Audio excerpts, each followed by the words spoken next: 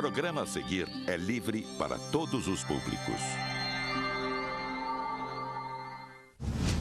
Ponto a ponto. Apoio Arte Risco. A garantia da originalidade em todas as marcas. Uma boa tarde para você. Parece ter durado pouco a alegria do suplente de deputado Ricardo Barbosa por ter assumido uma cadeira na Assembleia Legislativa paraibana. Ele pensava em ficar lá por um bom tempo, cerca de 120 dias. Menos por culpa de Ricardo e mais por conta do assodamento da pressa de um diretor da Assembleia que fez publicar no Diário do Poder Legislativo a licença do deputado João Gonçalves, a coisa acabou gorando. É que João externou o desejo de pedir uma licença para tratamento de questões pessoais, também para uma revisão médica, mas não anexou ao seu pedido um atestado médico, que é uma exigência legal para que o pedido seja atendido. Como quem fez a publicação é ligado à presidência da casa, que é de oposição ao governo, naturalmente que essa pessoa deu uma vibrada, já que Ricardo Barbosa é de oposição ao governo e iria fazer barulho lá na Casa Legislativa. Como dizem os mais velhos que a pressa é inimiga da perfeição, João ameaçou ir à justiça, mostrou que não havia apresentado o famoso atestado e a sua licença deu ré para trás, como dizia Humberto de Campos, de saudosa memória, não tendo o evento se concretizado. Então, moral da história, segundo os portais de notícias da capital, Ricardo voltou à condição de suplente, pelo menos se depender dessa licença do deputado João Gonçalves. São as idas e vindas da nossa Assembleia Legislativa. Vocês entenderam? Se não entenderam, fiquem sem entender, que é melhor. Nós estamos de olho, acompanhando tudo e o Ponto a Ponto está começando.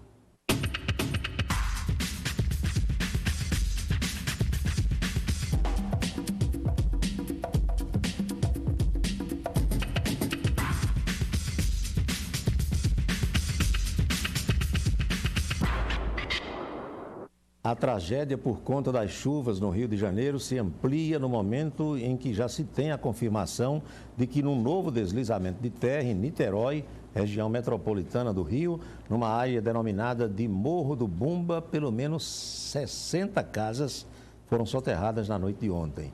E o número de mortos e desaparecidos é desconhecido e deve passar de 200, 250, 300 pessoas, isso com base no número de casas que foram destruídas e pelo fato do acidente ter acontecido à noite, quando muita gente estava dentro de casa.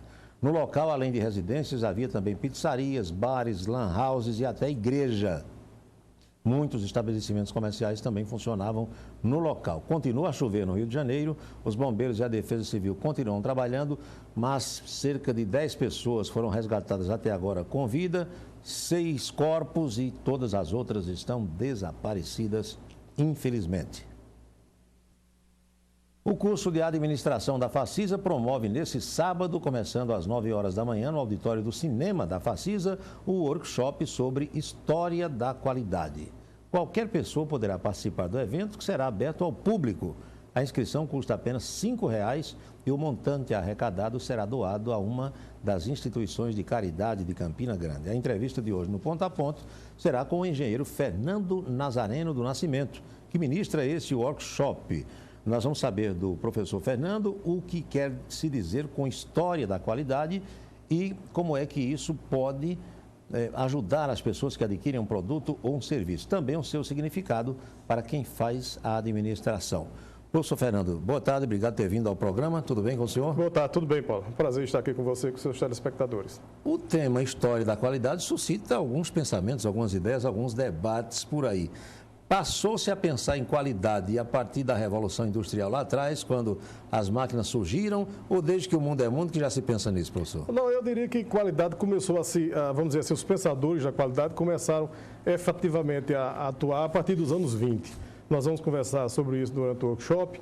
A partir dos anos 20, dos anos 40 e com a Revolução Industrial no Japão, principalmente, que, na verdade, a qualidade no Japão foi a responsável pela transformação da economia japonesa, que estava arrasado depois da Segunda Guerra Mundial, né?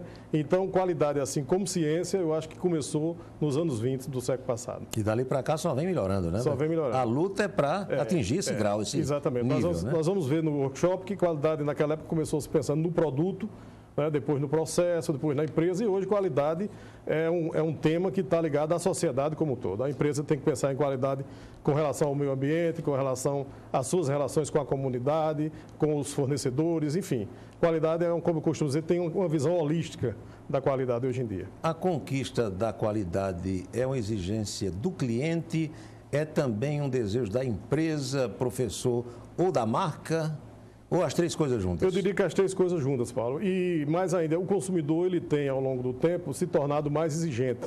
No caso do Brasil, depois do Código de Defesa do Consumidor, tem havido, o consumidor está muito mais consciente e também a concorrência tem aumentado muito em todos os ramos da economia.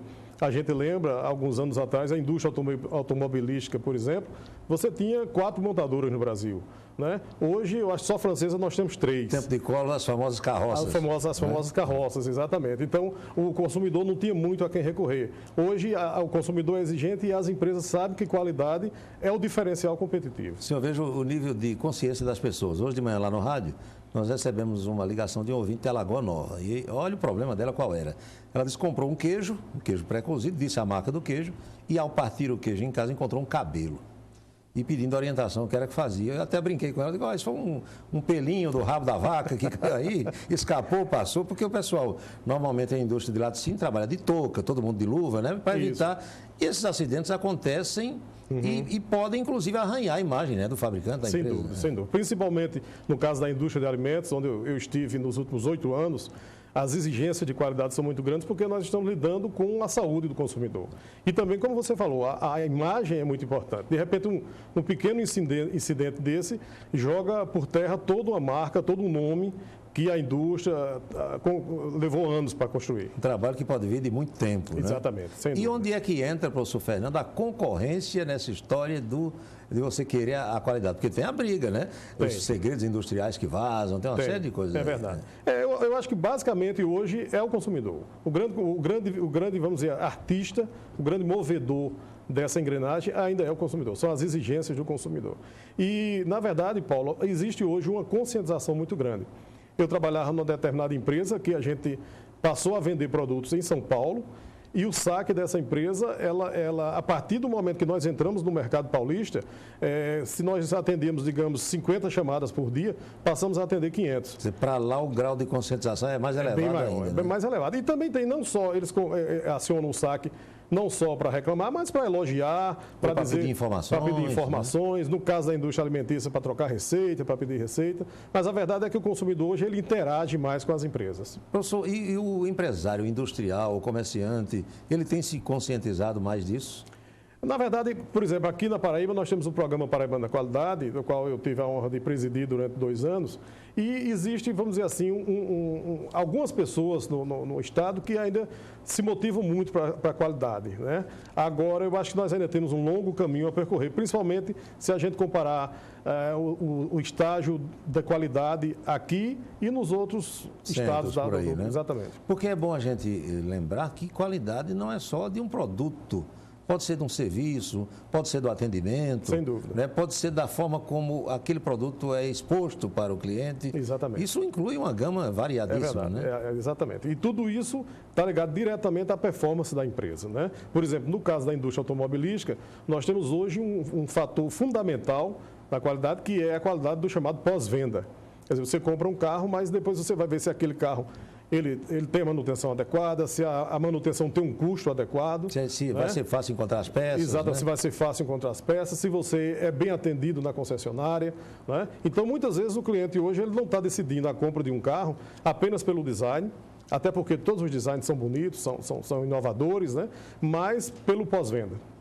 Eu até conversei com um colega que é professor também, há poucos dias, ele comprou um carro aqui em Campina Grande de uma marca que só tem uma concessionária. E depois veio conversar comigo reclamando de que quando foi fazer a revisão, deixou o carro lá, tinha uma fila imensa e teve que deixar 2 dias antes e ficou a pé. E eu falei para ele, por que você não pensou nisso antes de comprar o carro, né? Porque se só tem uma concessionária aqui, só vai ter uma oficina autorizada e hoje se vende muito carro. Então, é um risco que você vai correr. Escolha uma marca da próxima vez que tenha mais de uma. É verdade. Quer dizer, o cliente, o consumidor também deve estar atento para esses detalhes. Sem dúvida, sem dúvida. Há casos de carro que fica 40 dias na concessionária esperando que uma peça venha do Japão ou dos Estados Unidos, por aí vai, né? Essas coisas acontecem. Acontece e isso é o chamado a qualidade do pós-venda, né? Tem até uma indústria alemã muito famosa que quando você compra um carro dela em qualquer lugar do mundo, ela garante peça de reposição enquanto aquele carro estiver rodando. Esse é que é o serviço que todas deveriam fazer, verdade, né? sem dúvida. Eu conversei outro dia com o Geovaldo Carvalho, companheiro nosso jornalista, que eu não sei se o senhor conhece. Conheço de leitura. E Geovaldo, que escreve muito bem, diga-se de passagem, ele me dizia que há determinados comerciantes, ainda em Campina Grande e em outras cidades da Paraíba, que ficam com a barriga encostada no balcão, esperando que o cliente chegue. E o sujeito, às vezes, não dá a menor importância para o cliente. É verdade. Esse está fadado ao fracasso. Sem dúvida. Eu tive uma experiência interessante, Paulo, há alguns anos atrás, que o empresário gastou uma fortuna no armazém, na rua João Pessoa, quer dizer, tinha milhões em estoque, milhões nas instalações industriais, nas instalações comerciais, desculpa, e o atendimento péssimo. Quer dizer, de repente o sujeito gasta tanto no negócio dele e não investe no treinamento, que é fundamental e que hoje é tão acessível, né? Sebrae, Senac, Senai, enfim, todas as instituições voltadas para a preparação da mão de obra que nós temos. Nós estamos falando sobre esse workshop História da Qualidade, que será realizado no próximo sábado, aqui no auditório, no cinema da Facisa, no Complexo Educacional aqui do bairro Itararé. E se você é comerciante, é prestador de serviço, é um pequeno industrial que quer se atualizar com todas essas possibilidades, você pode participar, é aberto ao público. Informe-se fazendo contato com a Facisa. A gente faz uma pausazinha, já retorna para o segundo bloco da entrevista de hoje com o professor Fernando Nazareno. Não sai daí.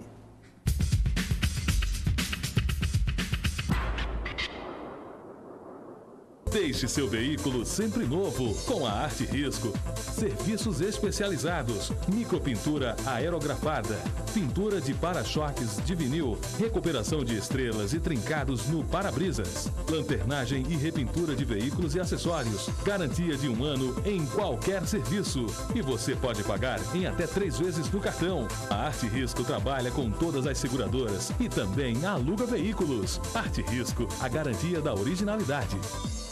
Festival de Inverno de Campina Grande apresenta Quando a Saudade se Faz Carnaval. No Abril com Alegria 2010. Fórum Cultural, Serenata da Floresta, Alto Carnavalesco, Baile da Notícia, Baile da Saudade, Desfile de Blocos.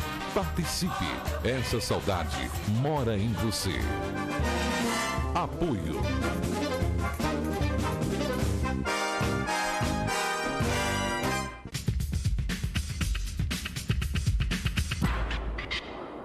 Quinta-feira, às 10 da noite, a gente assiste o Cartão Verde aqui na Cultura Itararé. O Cartão Verde é a nossa mesa de debates da parte esportiva. A Rede Cultura apresenta todas as quintas-feiras esse programa que traz os assuntos mais palpitantes do universo esportivo. O doutor Sócrates, que toma todas, engordou para burro, está lá em Ribeirão Preto, junto com o Vitor Briner, o Vladir Lemos e o Chico Sá, eles têm uma maneira toda especial e interessante de abordar os principais temas esportivos.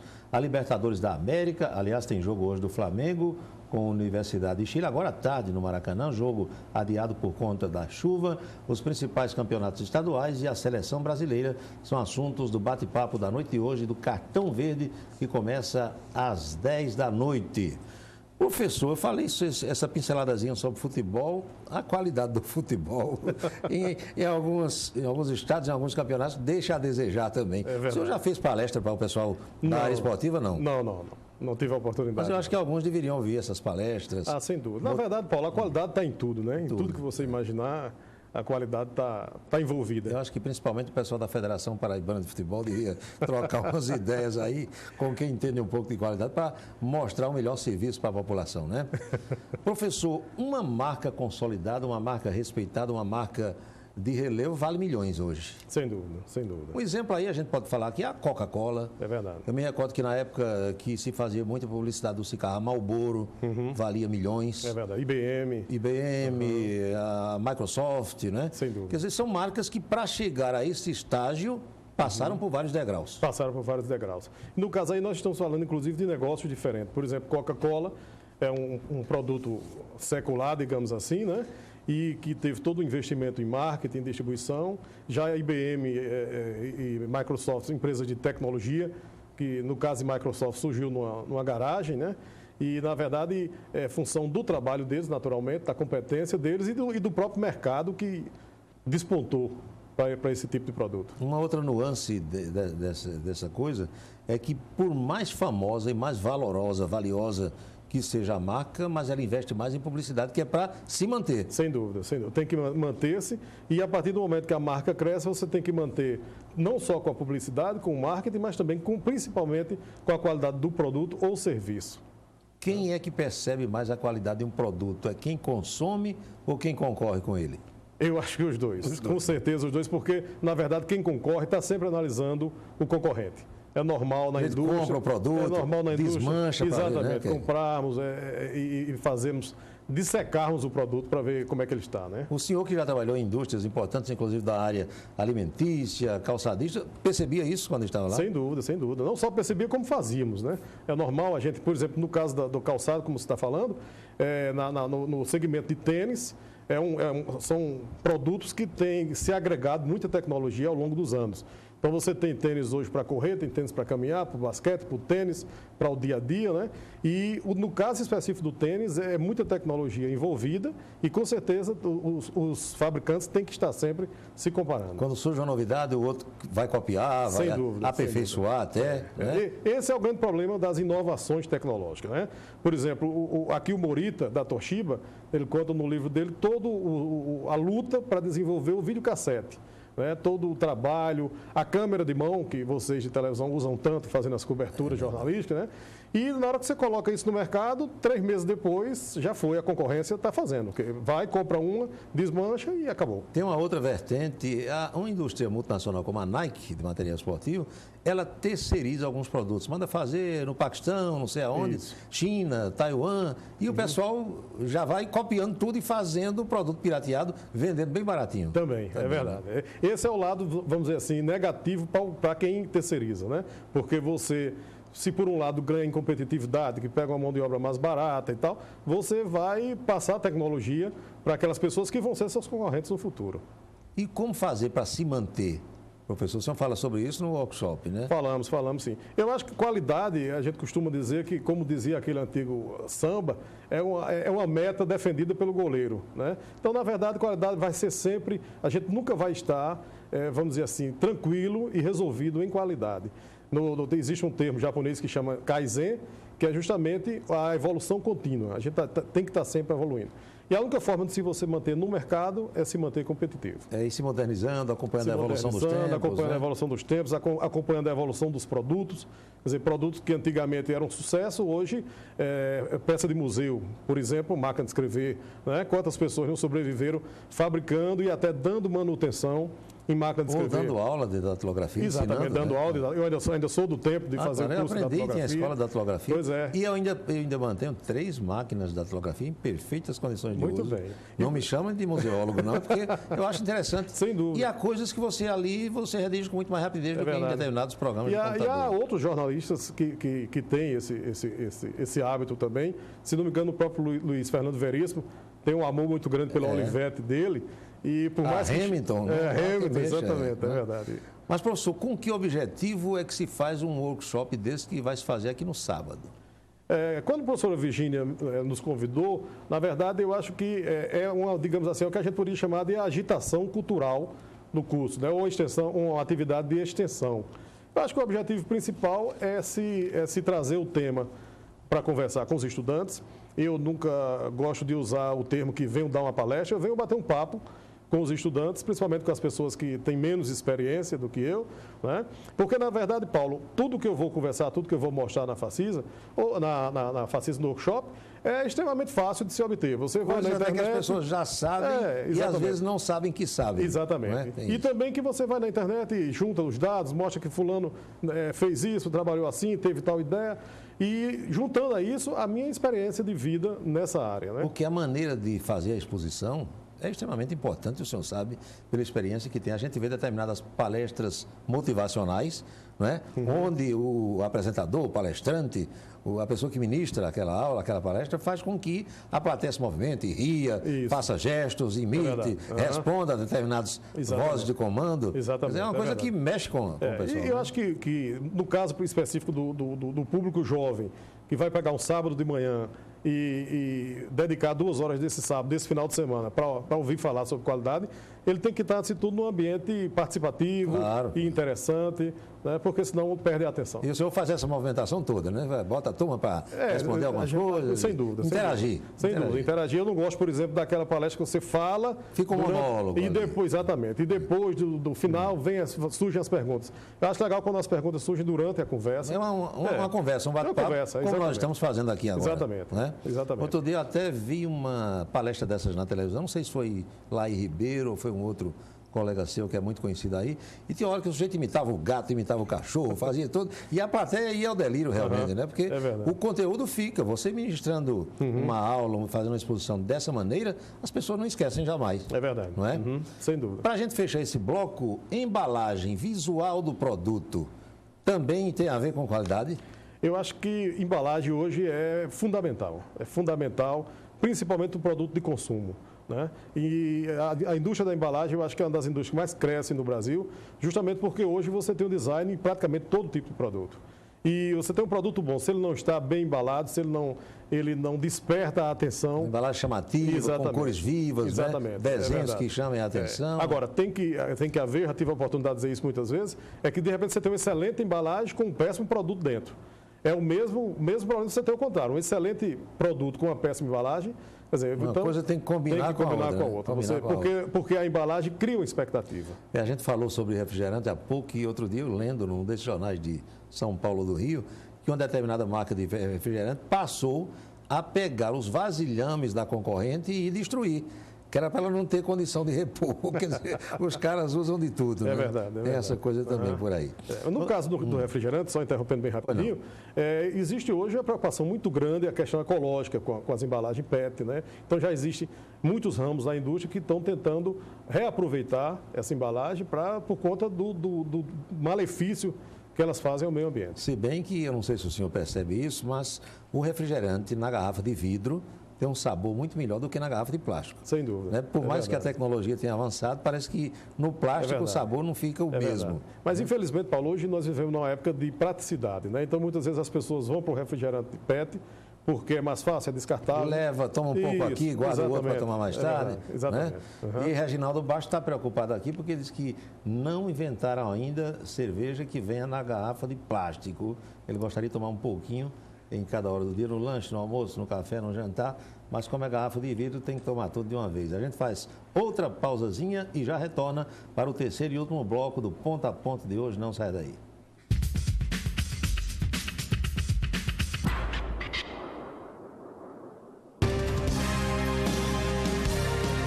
De segunda a sexta, logo após a segunda edição do Itararé Notícias, Itararé Esportes.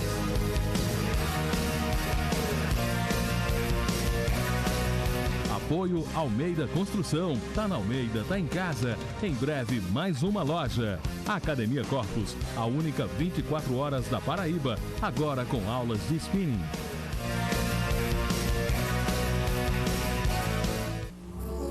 O que nos caracteriza são os pelos, o sangue quente e o ato de mamar.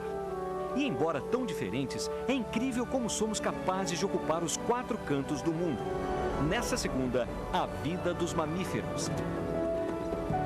Uma série da BBC de Londres com David Attenborough.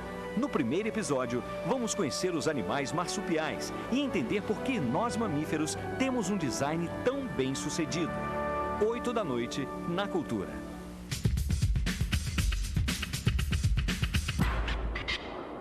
O prefeito de Campina Grande, veneziano Vital do Rego, promoverá uma reunião amanhã na pirâmide do Parque do Povo com agricultores que receberão as sementes selecionadas que serão distribuídas no período próprio para o plantio. Desde o primeiro ano da sua administração, que veneziano distribui essas sementes de milho e de feijão com aquelas famílias que fazem parte do grupo dos chamados agricultores familiares. Outro anúncio feito pelo município campinense na manhã de hoje é a completa reforma do mercado público das Malvinas, que desde a sua inauguração ainda não passou por reparos necessários por conta do uso e da própria ação do tempo. Nós vamos ao último bloco da entrevista de hoje, aqui no Ponto a Ponto, com o professor Fernando Nazareno. Professor, o senhor é de Campina Grande mesmo? Sou de Campina Grande. E toda a vida viveu aqui, estudou fora? Praticamente não, eu estudei aqui, eu sou da turma pioneira da Escola Técnica Redentorista, terminei em 1977, depois fiz engenharia elétrica aqui e ao longo da vida só passei 8 anos em João Pessoa. Nesse período fiz lá pós-graduação em gestão empresarial, mas sempre estive na Paraíba. Mesmo na época que morava em João Pessoa, a cada quinzena, pelo menos, estava aqui. Redentorista ainda hoje é referência, né? Nessa formação de mão de obra dentro dessa área tecnológica. Eu costumo dizer que a Escola Redentorista é, antes de tudo, um grande patrimônio de Campina Grande, né? Porque tive a oportunidade de dizer isso num discurso que fiz quando fui paraninfo das turmas de 2003, e dizia sempre o seguinte, que se a congregação quisesse ganhar dinheiro, era só fazer uma escola para a classe alta, para os ricos. Né? No entanto, eles fizeram a opção de formar a mão de obra, principalmente os jovens que teriam poucas oportunidades de crescer, de se profissionalizar. Né? Então, o trabalho da Escola Técnica Redentorista é um trabalho, eu acho, fantástico, que merece todo o apoio da comunidade. Uma escola que já passou por tantas dificuldades, a gente sabe. Aqui ali atrasam bolsa, falta verba, é uma luta constante. Exatamente. Meia corda de Padre Pitiada, esse pessoal todo que passou por ali, né? Padre Elcio, né? Padre Elcio deu uma virada, vamos dizer assim, muito grande na escola, né? Com seu dinamismo e sua alegria de viver e de passar e de motivar as pessoas. Com certeza o Padre Elcio faz um trabalho muito bom. Ele esteve lá no Santuário de Aparecida e já está em São Paulo, eu soube na capital, né? A gente via muito o Padre Elcio na TV Aparecida, né? E como movimentou toda a reconstrução do santuário, né? Quando ele liderou aquilo ali. Então ele é realmente uma pessoa de motivar as pessoas e de fazer a coisa acontecer. Hoje a escola está com o Padre Tiago de Mello, que também é um baluarte. Parente daquele Fábio de Mello, não? Acredito que não. E tem nome de poeta, né? Tiago de Mello. É verdade. Pois é, mas está em boas mãos com o Padre Tiago. Eu tive a oportunidade de conversar umas 2 ou 3 vezes com o Padre Elcio, de entrevistá-lo, uma figura, né? Sem dúvida. Um trabalho semelhante e parecido fazem agora as IFETs, né? Escolas Técnicas Federais. Sem dúvida. Antigos CEFETs, muito bom também. É verdade. E o presidente Lula, diga-se de passagem, deu impulso aí, instalando muitas escolas país afora. É verdade. Né? Porque o grande mérito do presidente Lula, eu acredito, é todo esse apoio que ele deu à educação, né? O governo tem criado muitas universidades, tem ampliado outras, né? E as escolas técnicas que viviam, vamos dizer assim, em segundo plano, hoje se tornaram institutos federais de educação. E tudo isso, Paulo, envolve um trabalho de qualidade. Eu vou dizer ao pessoal durante o workshop, e todos os autores, todos os estudiosos da qualidade são unânimes em afirmar que, antes de tudo, qualidade é um trabalho de educação. A gente só transforma a sociedade com educação. E veja que Lula não teve essas oportunidades todas de estudar. Mas diga-se de passagem que ele tem uma visão importante para essa área de educação. Sem dúvida. Tem ajudado, né? Eu acredito que o presidente, apesar de não ter todos os diplomas de universidades do exterior, né, digamos assim, ele tem uma visão de estadista muito interessante, muito fantástica, e que, de qualquer maneira, tem a vivência prática, né? O presidente correu o Brasil inteiro nas caravanas, enquanto disputava entre uma eleição e outra. Sofreu muito, foi preso. Sofreu muito, foi preso. E eu acho que conhece o Brasil como ninguém. Porque conhecer o Brasil das elites é muito fácil, né, Paulo? A gente tem que conhecer a periferia. Eu digo muito isso agora, eu tenho desenvolvido uma atividade como pequeno empresário da construção civil e eu fico todo dia encantado quando eu vejo, por exemplo, Campina Grande, como você tem empreendedores na periferia, como tem gente, como costumava dizer Caetano Veloso, gente pobre arrancando a vida com as mãos, né? E a gente tem muito disso. Eu acho que o presidente Lula, como ninguém conhece, esse verdadeiro Brasil. Uma visão importante, professor Fernando, nessa área de educação, teve aqui o Dr. Dalton, né, implantando esse complexo educacional que veio reforçar essa marca que Campina tem, aí entra também essa qualidade de cidade universitária. Sem dúvida. Eu acredito que, na verdade, Campina Grande hoje, a grande vocação de Campina Grande é educação e é ciência e tecnologia, né?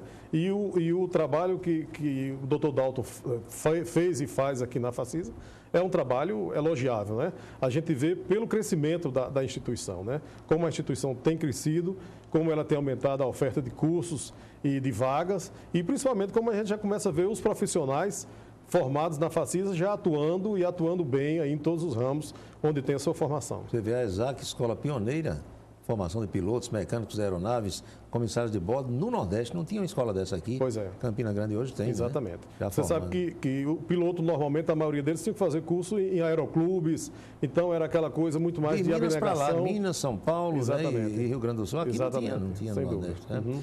Eu quero ainda ouvir suas considerações sobre essa história de recall. O sujeito compra um carro hoje, uma fortuna, paga 2, porque a carga tributária está lá em cima. Tem até um negócio paradoxal que um carro feito aqui no Brasil chega no México e é vendido pela metade do preço que a gente paga aqui. Mas isso é uma outra discussão.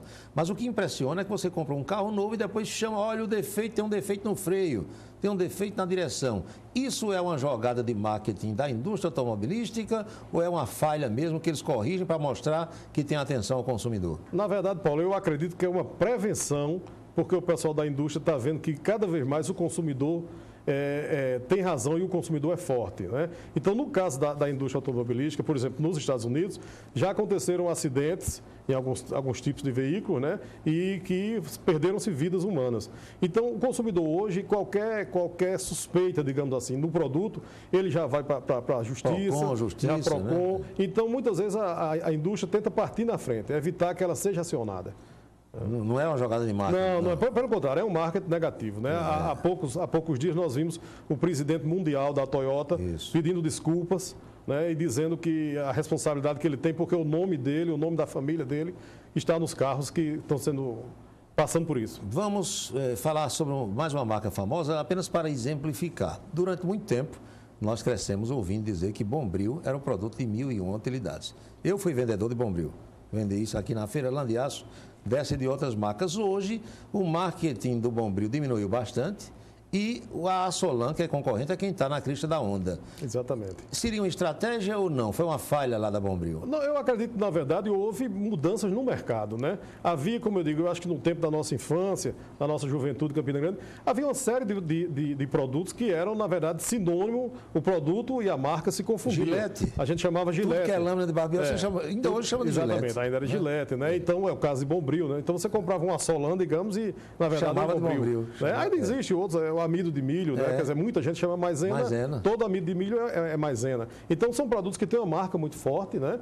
E que terminaram ao longo do tempo se confundindo com o produto. Só que, como o mercado mudou, começaram a surgir novos concorrentes, novos players, como foram fazendo uma mídia muito forte. Foram fazendo uma mídia forte, né? E você termina, quer queira que não, o mercado termina sendo dividido. Professor, para a gente concluir, então, o senhor diz, sem medo de errar, que no mundo de hoje, no mercado de hoje, não tem vez para quem quer enrolar o consumidor? Não, sem dúvida alguma. Eu tenho um autor americano, Philip Crosby, que ele costumava dizer que qualidade é investimento. E eu costumo brincar e plagiar, dizer que qualidade é sobrevivência. Na verdade, quer dizer, a empresa que não tem a preocupação com qualidade, ela fatalmente está fadada ao fracasso, porque no mundo de hoje, na concorrência que nós temos, ou se faz qualidade ou se sai do negócio. Então, sábado, a partir das 9 horas da manhã, no auditório da Facesa. Quem quiser se inscrever, vem. Quem chegar na hora se inscreve um pouquinho antes também. Sim. Não tem problema nenhum, né? Não tem problema nenhum. Tá bom. Professor Fernando, obrigado por ter vindo ao programa. Eu que agradeço, muito obrigado. E, se der tempo, eu vou dar uma chegadinha aí para assistir a sua palestra. Muito bem, seja bem-vindo. Muito obrigado. Vamos à última de hoje. Informações oriundas do pessoal do Denox de Boqueirão dão conta de que o açude que abastece Campina Grande e várias outras cidades da região está com cerca de 85% da sua capacidade de armazenamento d'água, faltando mais ou menos 1,20 m para o reservatório sangrar. Ontem choveu forte na região de Serra Branca e com um pouquinho mais de chuva na região caririzeira, é claro que o açude pode voltar a ter a sua carga máxima. Muito obrigado pela sua companhia, nós voltamos a nos encontrar amanhã. Então, logo termine a primeira edição do Itararé Notícias. E se quiser, escreva para contato conosco, o endereço é esse aí, @tvitararé.com.br. Vem aí o campeão de audiência Diversidade. Boa tarde, grande abraço e até amanhã.